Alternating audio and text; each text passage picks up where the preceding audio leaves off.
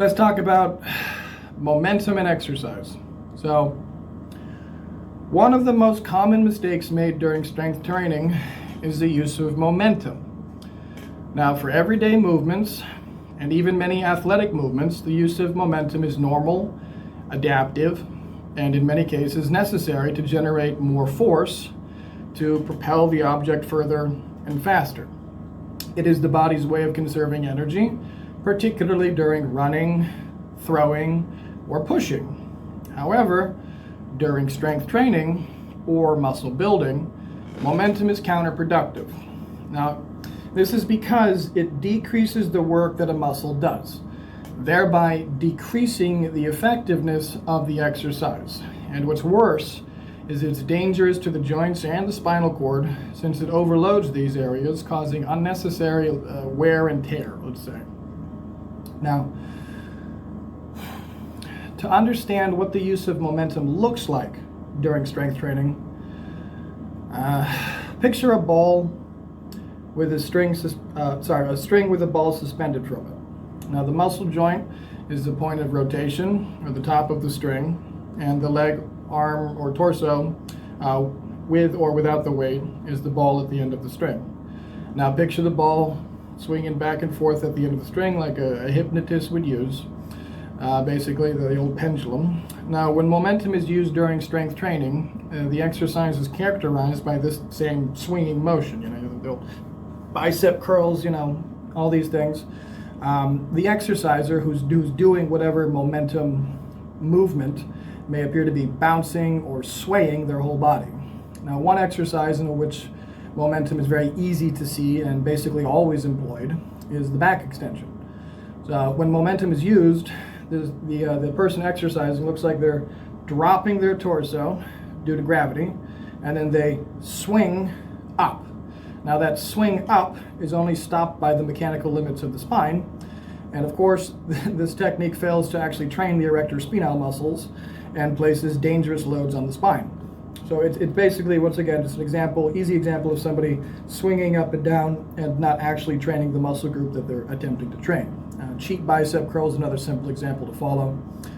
But anyways, to understand the way that momentum will work, it's important to grasp the concept of Newton's second law of motion. Now, previously mentioned the law of acceleration, which just states that a net force on an object will accelerate it or change its velocity in proportion to the magnitude of the force and in the same direction as the force. So, just to make that simpler, the rate of change in the momentum of a body is proportional to the applied force and takes place in the direction in which the force acts. So, during strength training, momentum is additive as it gains strength with each repetition due to the force or the bounce being multiplied. So, as the exercise becomes faster, the muscles work less and the joints in the spine work more because the exerciser is using momentum rather than forcing the muscles to do the work. Now, just to keep it very simple, momentum is basically defined by just two things: the mass, or the size of the exerciser, and the weight and velocity, or speed. So the larger the exerciser is, basically the more mass they have, the more weight they lift, the faster they move, and the fewer constraints that are placed on their movements during the exercise, as are the greater the risk caused by using the momentum. So a big fat guy doing a cheat bicep curl can do a heavier cheat bicep curl than a skinny guy. Just simple example. Now, momentum is of course the enemy of any intelligent bodybuilder. Momentum is a type of force that is typically produced by jerking a weight, and it will dramatically reduce the load on the target muscle when used during resistance exercise, but it will be damaging your joints and your tendons and all these things. The use of momentum is typically seen in some form of an effort to use heavier weight than the target muscle is actually capable of handling. Again, why they would do a cheat bicep curl, for example. And this is why it's referred to as a cheat bicep curl. It's referred to as cheating, bad form, ego lifting, and that's because it's not as productive. It's just typically not explained at length like this. Now, using a weight that is too heavy for a particular muscle and then compounding your error by using momentum, inducing additional wear and tear whilst compromising the movement is not a good strategy. It is very inefficient and, as previously mentioned, damages your body a lot more. Now, just to keep this really simple, there's actually a formula to calculate how much load the levers of your body are actually exerting upon the muscle.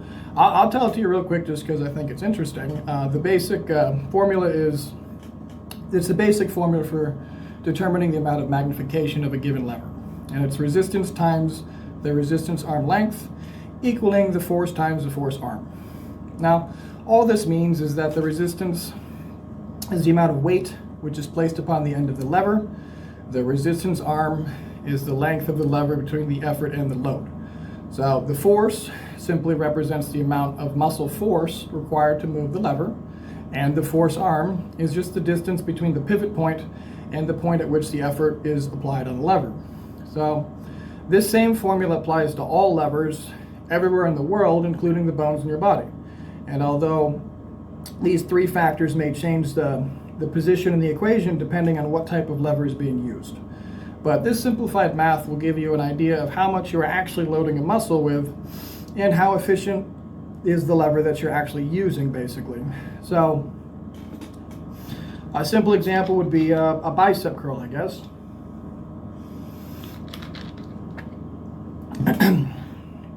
So when you're performing a bicep curl using a 10-pound weight, the simplified math would be basically just the 10-pound weight multiplied by the 12 inches or length of my forearm. Then, as I do not know yet how much force is required to lift the movement, that's what I'm actually solving in this particular calculation. What I do know, though, is that the length of the force arm is 1 inch. Now, that's just where the muscle actually connects on the bone. So again, once again, the distance between the pivot and the hinge, so the elbow and where the bicep tendons connects to my forearm. And so to do the math, it'll be 10 pounds times the 12-inch lever equaling 120. And 120 divided by the 1-inch length of the fourth arm will total a force of 120 pounds. So just to put that in perspective, the next time you lift a 10-pound dumbbell and it reaches the parallel position with the ground, where it's a maximum or 100% lever, your bicep is actually being loaded with 120 pounds of load, not the 10-pound weight in your hand. Now, this is just a simple example of math used in this exercise, but for the vast majority of people, this is completely unnecessary information to know. It's simply important to understand that it exists and the method and kind of have an instinctive feel for it. Now, of course, you can use levers inefficiently by not following the correct resistance curve or by doubling a lever. Doubling a lever, that happens when you stack two levers on top of each other, meaning you must subtract that distance from the actual force arm. So a simple example, I hate these, but would be upright rows. So when you're doing a movement like this, your humerus or upper arm bone and your forearm, well, they stack on top of each other at the conclusion of the movement. So, and of course they have, varying angles whilst preferring the movement where they're not necessarily stacked on top of each other. But let's just say, hypothetically, your forearm is going to be 12 inches and your upper arm is also going to be 12 inches. Now, at the conclusion of the movement, both of these levers, if I can get it right here, they're going to be stacked almost perfectly up on top of each other, meaning very little load transference to the lateral deltoid, which is the target muscle in this exercise. Now, this is because the length of the actual lever being used is only 2 to 3 inches because of the doubling effect.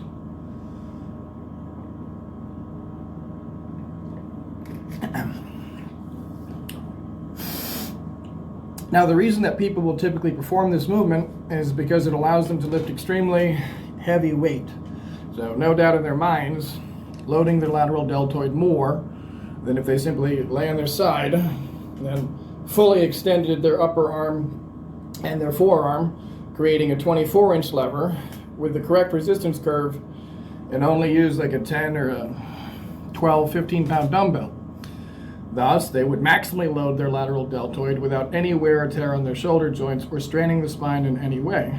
But 10 to 12 pounds doesn't look nearly as impressive as a 225-pound loaded barbell, even though the load of the lateral deltoid is the same. Heavy weight unfortunately, does not mean heavy load being delivered to the target muscles. This is what people don't seem to understand.